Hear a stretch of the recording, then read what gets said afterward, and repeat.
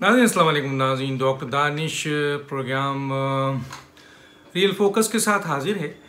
नाज़रीन इस वक्त मुल्क में आप देख रहे हैं कि एक बहुत बड़ी एक एलिगेशंस जो है इस वक्त बहुत सीरियस एलिगेशन जो है वो सामने आई है और उसका अभी तक उसकी बाज़गश जो है वो ऐवानों तक भी है और इदारों तक भी है।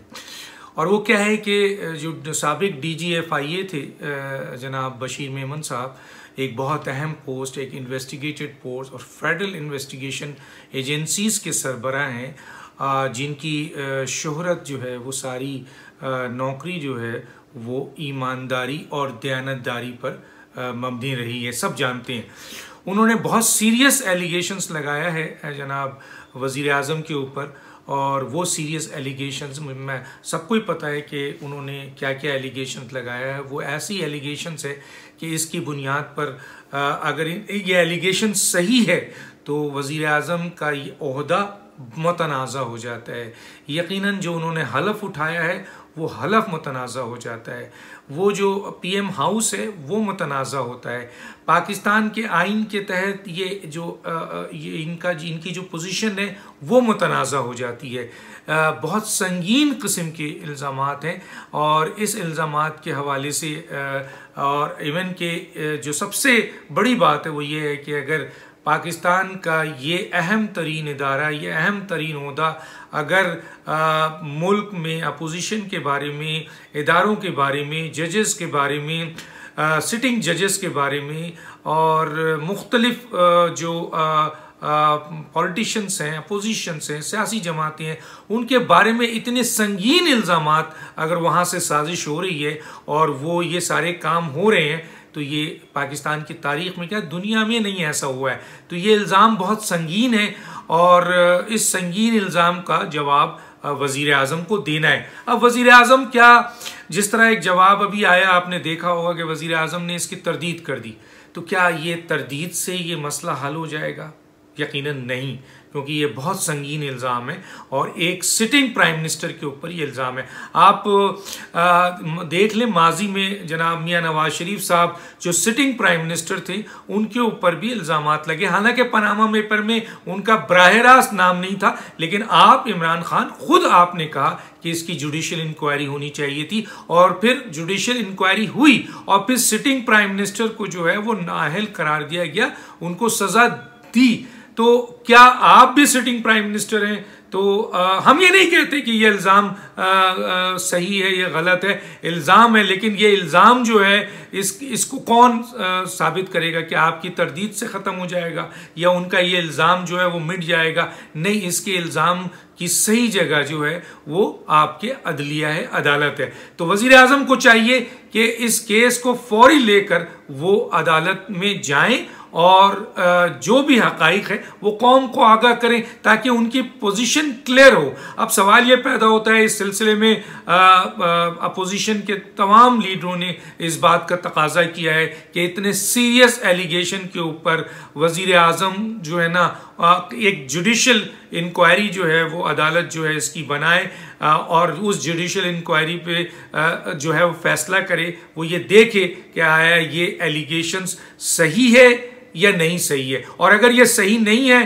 तो यकीनन बशीर मेमन को उसके हवाले से जो भी जो कानून कहता है वो गिरफ्त में लिया जाए। और अगर ये एलिगेशन सही है, सारी चीज़ें साबित होती हैं, क्योंकि उस वक्त और गवाह भी मौजूद थे और वो गवाही मिलती है, तो फिर यकीनन जुडिशल कमीशन की रिकमेंडेशन पे अदालत वज़ीर आज़म के खिलाफ कार्रवाई करे, जो मेरिट है, जो माजी में भी सिटिंग प्राइम मिनिस्टर के साथ हुआ, जो इमरान खान हमेशा डिमांड करते थे। आप देखें इमरान खान साहब की डिमांड थी जब शहबाज शरीफ साहब पे इल्ज़ाम लगा था आपके वहाँ से डेली मेल के हवाले से, तो यही इमरान खान साहब थे जिन्होंने शहबाज शरीफ से कहा था कि आप तरदीद ना करें, आप अदालत में ले जाएं उसे। और पता दूध का दूध और पानी का पानी हो, यही वजीर आजम इमरान खान साहब ने कहा था। तो आज सारे अपोजिशन के लीडर्स, सारे तज्जियाकार यही कह रहे हैं, बल्कि अदालत, बार कौंसल्स ये कह रही है, बार एसोसिएशन ये कह रही है कि इसकी जुडिशियल कमीशन बनाया जाए और इस हकाइक को सामने कौम के लाया जाए कि आया ये हुआ है या नहीं हुआ है, और अगर नहीं हुआ है तो जो कानूनी रास्ता है, और हुआ है तो उसका भी कानूनी रास्ता होना चाहिए। आप इस सिलसिले में जो बहुत ही इंपॉर्टेंट बात है वो ये है नाज़रीन कि इमरान खान साहब, मेरे पास वो पेपर मौजूद है, मैं ये वो पेपर दिखा रहा हूँ, ये 30 दिसंबर 1996 में इमरान खान साहब के ऊपर दी टाइम्स पे एक बड़ा सीरियस सर थॉमस, ये है क्रिस्टोफर थॉमस ने एक एलिगेशंस लगाया था कि इमरान खान साहब को जो है वो अरबों रुपए यानी खतीर रकम जो है वो उनकी पॉलिटिकल एक्टिविटीज़ के लिए एक बहुत बड़े यहूदी बिजनेसमैन जो है वो गोल्ड स्मिथ, जो सर गोल्ड स्मिथ ने दिया है। ये सर गोल्ड स्मिथ वही है नाज़रीन जो इनके ससुर थे। तो ये एक बहुत बड़ी एलिगेशन स्टोरी है मेरे पास, मैं ये दिखा रहा हूँ आपको, और ये है 30 दिसंबर 1996 दी टाइम्स की। अब सवाल यह पैदा होता है कि इसके ऊपर जब ये स्टोरी आई थी तो उस वक्त इमरान खान ने ये कहा था कि मैं इसको अदालत में लेके जाऊंगा, लेकिन इमरान खान साहब आप उसको अदालत में लेकर नहीं गए। आज तक इस स्टोरी के ऊपर आपने दावा भी किया था कई दफा, लेकिन आप इसको लेकर अदालत में नहीं गए। तो सवाल यह पैदा होता है कि आप तकाजा करते हैं नवाज शरीफ के ऊपर कि जुडिशियल कमीशन बनाया जाए, सिटिंग प्राइम मिनिस्टर के ऊपर तो जुडिशियल कमीशन बनता है और फिर फैसला आ जाता है, फैसला सही हुआ गलत हुआ इस पे मैं नहीं जा रहा, लेकिन जुडिशियल कमीशन हुई। फिर शहबाज शरीफ के हवाले से आपने कहा कि जनाब आली आप अदालत में जाए, वो अदालत में गए और सुरखरू हुए। तो आप भी अदालत में इस केस को लेके जाइए वजीर आजम साहब, क्योंकि आप सिटिंग प्राइम मिनिस्टर हैं, आप 22 करोड़ पाकिस्तानियों के वजीर आजम है। ये बहुत अहम ओहदा है, ये कॉन्स्टिट्यूशनल ओहदा है,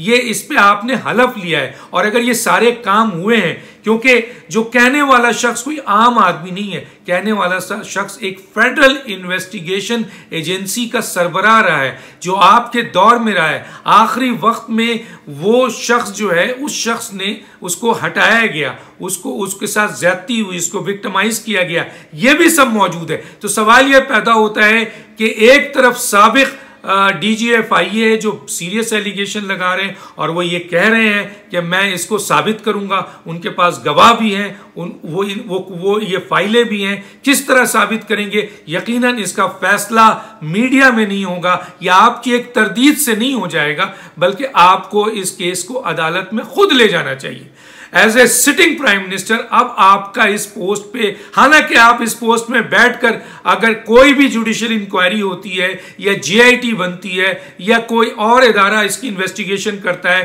तो आप उस पर असर डाल सकते हैं, क्योंकि आप ओहदे में हैं। होना तो यह चाहिए कि आप ओहदा छोड़ें और इसकी एक इन्वेस्टिगेशन, यह हसास मामला है, यह कोई मामूली मामला नहीं है। इस हसास मामले की इन्वेस्टिगेशन हो और आप सुरखरू होते हैं तो दोबारा वजीर आजम बन जाए, लेकिन आप ये नहीं करेंगे, हमें पता है। तो कम से कम इतना तो करें कि इस केस को लेके आप अदालत में जाएं, ताकि अदालत जो है इसके ऊपर जिस तरह वजीर आजम नवाज शरीफ के हवाले से कमीशन बना था, आपके हवाले से भी कमीशन बने और फैसला सामने आए कि हकाइक क्या है, GIT बने इसके ऊपर।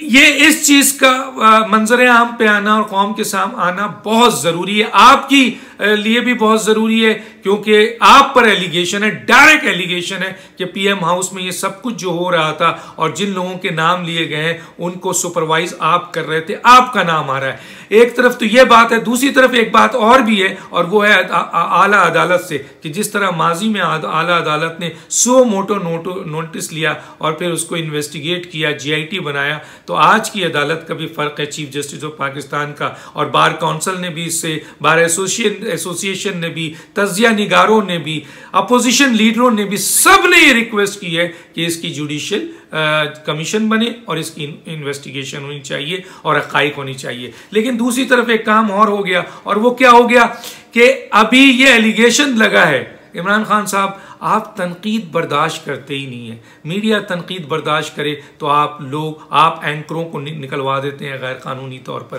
प्रेशर डाल के।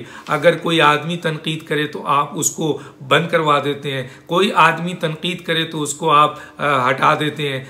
मसलन आप तनकीद बर्दाश्त नहीं करते, तनकीद के हवाले से आप इंतकाम पे उतर आते हैं। अगर कोई आदमी मीडिया में बोलता है तो आप उसके खिलाफ केसेस बना रहे हैं, जितने भी लीडर ऐसे हैं। अभी बशीर मेमन साहब ने ये सीरियस एलिगेशन लगाया है, अभी ये इन्वेस्टिगेशन होनी चाहिए एकदम। जो है आपका जो एक इदारा है आपका फेडरल का, वो है PSQCA, ये इदारा जो है ये रेड कर देता है उनकी घी फैक्ट्री में जो सांगड़ में है, और वहाँ हैरेसमेंट फैलाता है। वहाँ के जो एम्प्लॉई हैं उनको वो जो है वो कैप्चर करता है, और वहाँ जो डॉक्यूमेंट्स है उसको वो अपने इसमें तहवील में लेता है। उनकी फैमिली को आप हैरेसमेंट कर रहे हैं। मतलब ये क्या है? ये चीज़ें अगर ये आपको मालूमात थी इनके बारे में कि ये गलत है, तो ये तो पहले एक्शन होना चाहिए था। अब इस सीरियस एलिगेशन जो उन्होंने आवाम को और कौम के सामने लाकर बशीर मेमन ने दिया है, तो इसका कम से कम फैसला तो हो जाए ना। फैसला होने के बाद आप उनको टांग दीजिए।